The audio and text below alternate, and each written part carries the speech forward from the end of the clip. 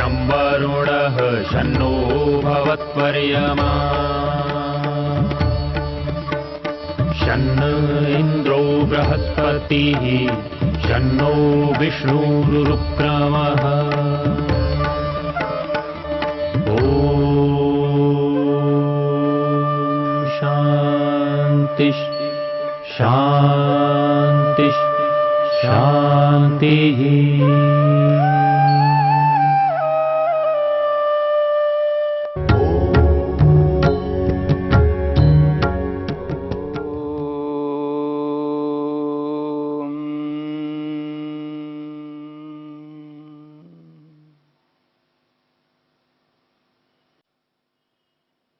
असंप्रज्ञात समाधि को लेकर के विचार चल रहा है। असंप्रज्ञात समाधि को प्राप्त करने के उपाय प्रत्यय के नाम से श्रद्धा, वीर्य, स्मृति, समाधि, प्रज्ञापूर्वक इतरेषाम कहा है। उपाय प्रत्यय के माध्यम से जो योगाभ्यासी, योग साधक असंप्रज्ञात समाधि को प्राप्त करते हैं, उस असंप्रज्ञात समाधि को प्राप्त करने के जो उपाय यहां पर प्रस्तुत किए गए हैं, पहला उपाय श्रद्धा, दूसरा उपाय वीर्य, तीसरा उपाय स्मृति। इन तीनों उपायों को लेकर के हमने विचार किया है। चौथा उपाय है समाधि। जब व्यक्ति श्रद्धा से युक्त होकर के, श्रद्धान्वित होकर के, श्रद्धा को अपना करके अपने लक्ष्य की ओर आगे बढ़ता है, जिस किसी भी कार्य को करता है उस कार्य को वीर्य पूर्वक करता है, यानी उत्साह पूर्वक करता है। उस कार्य को करते हुए उसके मन में एक उमंग रहता है, होश पूर्वक जोश रहता है। उसके जीवन में, उसके शरीर में, उसकी वाणी में, उसके सोच में एक स्फूर्ति रहती है, एक विशेष सामर्थ्य से युक्त होकर के उस कार्य को करता है। श्रद्धा से युक्त होकर के जिस उत्साह से उस कार्य को करता है, जब वो कार्य संपन्न होता है तो उसकी ऐसी स्मृति मन के अंदर बैठ जाती है, वो हटती नहीं है। समुपजातस्य वीर्यस्य स्मृतिरुपतिष्ठति कहा है। महर्षि वेदव्यास ने कहा, जब वीर्य यानी उत्साहपूर्वक व्यक्ति काम करता है तो उसके मन में स्मृति ठहर जाती है। जैसा उसने किया, जैसा उसने विचार किया, जैसा उसने किसी को जाना समझा, उसकी वैसी ही स्मृति मन के अंदर बैठ जाती है और वो हटती नहीं है। जब जिस अवसर पर उसे स्मरण करना है, उसको याद करना है, वो याद करके उस कार्य को सरलता से, बिना कठिनाई के उसको संपन्न कर लेता है। अमूमन क्या होता है, जब व्यक्ति के अंदर काम, क्रोध, लोभ, मोह, ईर्ष्या, अहंकार उत्पन्न होते हैं तो उसको ये याद नहीं रहता है कि मुझे क्रोध नहीं करना है, ईर्ष्या नहीं करना है, अभिमान नहीं करना है। कुछ भी याद नहीं रहता है और व्यक्ति बह जाता है उस काम में, क्रोध में, लोभ में, ईर्ष्या में, अहंकार में, अभिमान में व्यक्ति बह जाता है और अनर्थ कर बैठता है। जब वो अनर्थ कर लेता है तब होश आ जाता है उसको, तब वो वीर्य उत्पन्न होता है, तब उसको समझ में आता है कि मैंने गलत किया है, अनुचित किया है, अधर्म किया है, असत्य किया है। पर बाद में समझने से क्या लाभ है? समय बीत जाने पर समझदार होने से लाभ कभी नहीं हो सकता। समय के रहते ही समझदार होना ये योग साधक के लिए अत्यंत आवश्यक है। जिसने लक्ष्य उत्कृष्ट बनाया है, श्रेष्ठ बनाया है, जिसका लक्ष्य बहुत ऊंचा है, ऐसे व्यक्ति को याद रखना पड़ता है, स्मरण रखना पड़ता है। जब उसकी स्मृति उचित रूप में रहती है तो उचित बातों को वो बार बार कर करके और श्रेष्ठता को प्राप्त कर लेगा और आगे बढ़ेगा और उसका लक्ष्य जो है उसके समक्ष दिखाई देने लगता है। उसकी मंजिल उसके सामने है। ऐसी स्थिति में व्यक्ति पहुंच जाता है जो महर्षि पतंजलि ने कहा है, चौथा उपाय समाधि। यहां पर समाधि का अर्थ संप्रज्ञा समाधि को लेना है। ये जो संप्रज्ञा समाधि है, ये संप्रज्ञा समाधि ईश्वर साक्षात्कार करने का उपाय है। यानी संप्रज्ञात समाधि के माध्यम से व्यक्ति ईश्वर तक पहुंच जाता है। बिना संप्रज्ञात समाधि के असंप्रज्ञा समाधि को प्राप्त नहीं हो सकता। बिना संप्रज्ञात समाधि के विषय को जाने ईश्वर को नहीं जान सकता। पहले आत्म साक्षात्कार होगा, उसके बाद प्रभु का, परमेश्वर का साक्षात्कार होगा। स्वयं का साक्षात्कार किए बिना, स्वयं को जाने बिना, स्वयं को प्रत्यक्ष किए बिना, स्वयं का साक्षात्कार हुए बिना प्रभु का दर्शन कैसे कर पाएगा। इसलिए यहां पर कहा जा रहा है संप्रज्ञात समाधि। ईश्वर दर्शन करने के लिए चौथा उपाय बताया है संप्रज्ञात समाधि। अब देखिए, ये जो संप्रज्ञात समाधि है, ये समाधि उस अवस्था में प्राप्त होती है जिस अवस्था में मन की एकाग्र अवस्था बनती है। यानी मन के एकाग्र हुए बिना, क्षिप्त, मूढ़, विक्षिप्त और एकाग्र, इस एकाग्र अवस्था को प्राप्त हुए बिना संप्रज्ञा समाधि की प्राप्ति नहीं हो सकती। जैसा कि आपने पहले सुना है, ये जो एकाग्र अवस्था है मन की, ये एकाग्र अवस्था तब बनती है जब व्यक्ति प्रसन्न रहे। जब मनुष्य जीवन में प्रसन्न रहता है, उस प्रसन्नता में एकाग्रता उत्पन्न होती है। एकाग्रता की स्थिति प्रसन्नता की स्थिति में आती है। जब व्यक्ति प्रसन्न रहता है, शांत रहता है, तृप्त रहता है, संतुष्ट रहता है, जब व्यक्ति संतुष्ट रहता है, तृप्त रहता है, शांत रहता है, सात्विक अपने आप को बनाए रखता है, जब व्यक्ति में सात्विकता रहती है, जीवन में संतोष रहता है, उस स्थिति में वो जो प्रसन्नता है, उस प्रसन्नता से मन एकाग्र होता है। प्रसन्नम मनः एकाग्रम भवति। महर्षि वेदव्यास कहते हैं, प्रसन्नम मनः, जिसका मन प्रसन्न होता है, एकाग्रम भवति, उसका मन एकाग्र होता है। और प्रसन्न कब होता है? वैसे मन प्रसन्न नहीं हुआ करता है।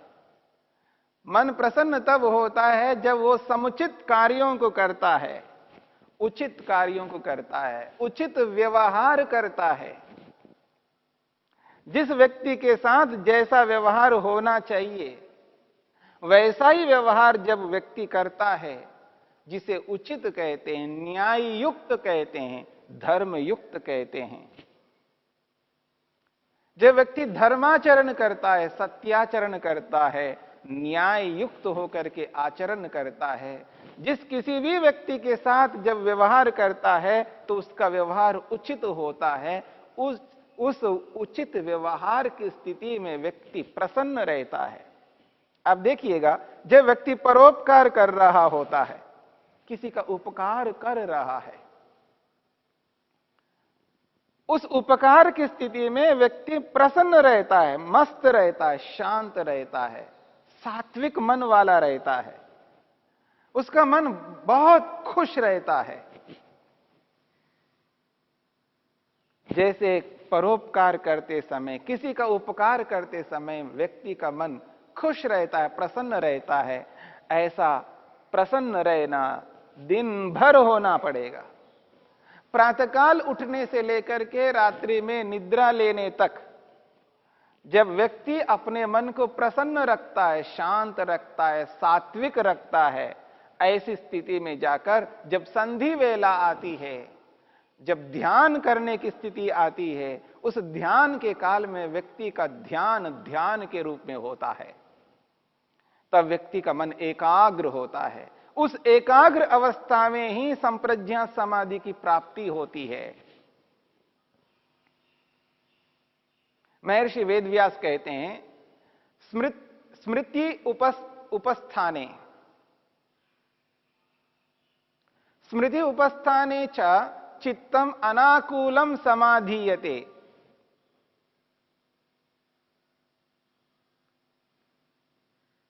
स्मृति उपस्थाने च चित्तम अनाकूलम समाधीयते। जब व्यक्ति की स्मृति ठहर जाती है, स्मृति के ठहर जाने पर, स्मृति के रहने पर चित्तम यानी मन अनाकूलम, आकुलता से रहित, अनाकुलता से रहित। यहां आकुलता का मतलब है व्यक्ति का मन बहुत चंचल होता है, व्याकुल हो जाता है, अशांत रहता है, अप्रसन्न रहता है, असंतुष्ट रहता है।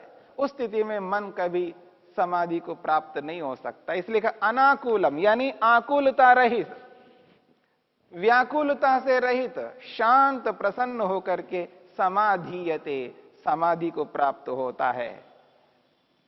स्मृति के ठहर जाने पर, श्रद्धा से वीर्य, वीर्य से स्मृति और स्मृति से समाधि।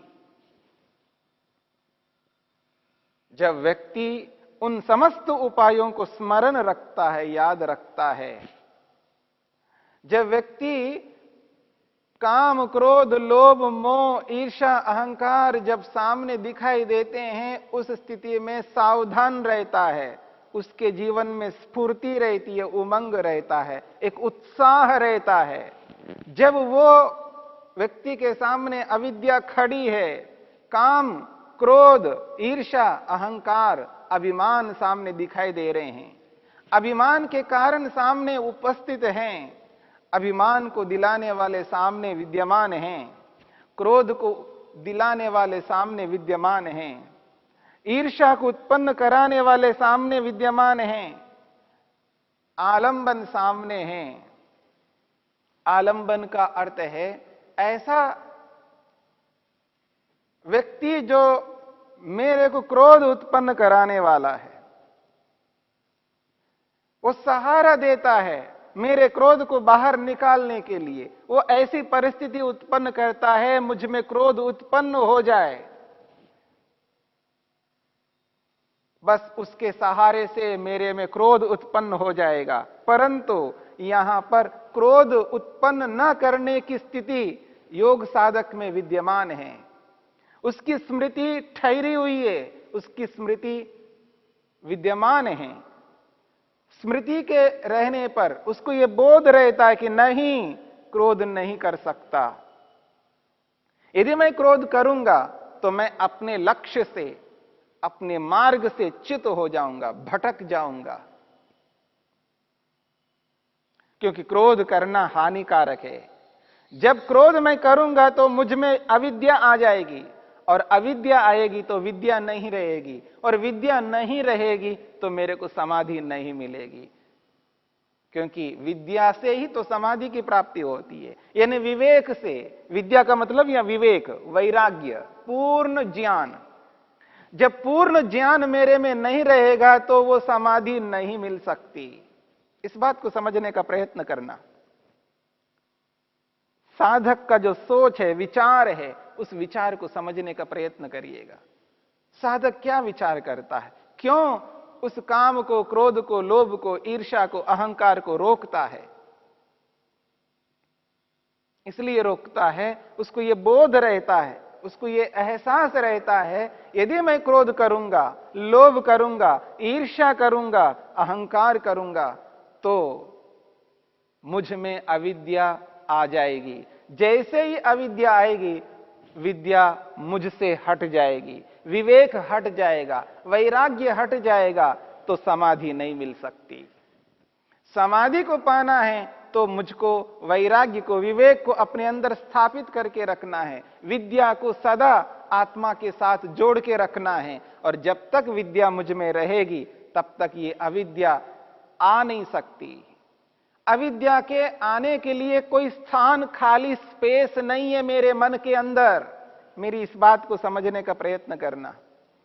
मेरे मन के अंदर जो विद्या बैठी हुई है, मन को पूर्ण रूप से घेर करके बैठी हुई है, मेरे मन के अंदर विद्या स्थापित है। और जब तक मेरे मन में विद्या रहेगी, तब तक ये अविद्या मेरे मन में आ नहीं सकती, क्योंकि उसके लिए स्थान नहीं है। इसलिए क्रोध, लोभ, ईर्ष्या, अहंकार सामने उपस्थित होते हुए भी उनको अपने अंदर स्थान नहीं दे सकता। इसलिए कहा जा रहा है, स्मृति के ठहर जाने पर, जब स्मृति ठहर जाती है, स्मृति विद्यमान रहती है, जब तक यह स्मृति रहेगी,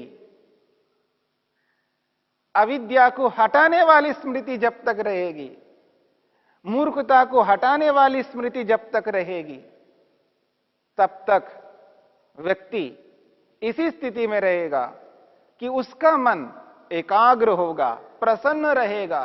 इसलिए स्मृति के ठहर जाने पर चित्तम, ये जो मन है, अनाकूलम, बिना व्याकुलता के, बिना परेशानी के, बिना खिन्नता के, शांत प्रसन्न होकर के समाधीयते, समाधि को प्राप्त होता है और संप्रज्ञात समाधि की प्राप्ति हो जाती है। संप्रज्ञात समाधि के जो विषय है उसको स्पष्ट हो जाते हैं, साक्षात्कार कर लेता है, आत्मबोध कर लेता है, आत्मा का साक्षात अनुभव कर लेता है, आत्मदर्शन कर लेता है, स्वयं को अनुभव कर लेता है, स्वयं का साक्षात्कार कर लेता है। संप्रज्ञात समाधि की प्राप्ति हो जाती है। और ये जो संप्रज्ञात समाधि है, ये संप्रज्ञात समाधि असंप्रज्ञात समाधि को ईश्वर साक्षात्कार कराने का एक महत्वपूर्ण, बहुत बड़ा उपाय है। इस समाधि से व्यक्ति को असंप्रज्ञात समाधि की प्राप्ति होती है। इस बात को हमें समझना है, जानना है। यही कारण है कि इन उपायों के माध्यम से व्यक्ति को ईश्वर का दर्शन होता है। ईश्वर दर्शन के लिए इन उपायों का होना अनिवार्य है, आवश्यक है। इसलिए समाधि, वीर्य, स्मृति और समाधि, श्रद्धा, वीर्य, स्मृति और समाधि, ये चार उपाय हैं अब तक जिनको लेकर के हमने विचार किया है।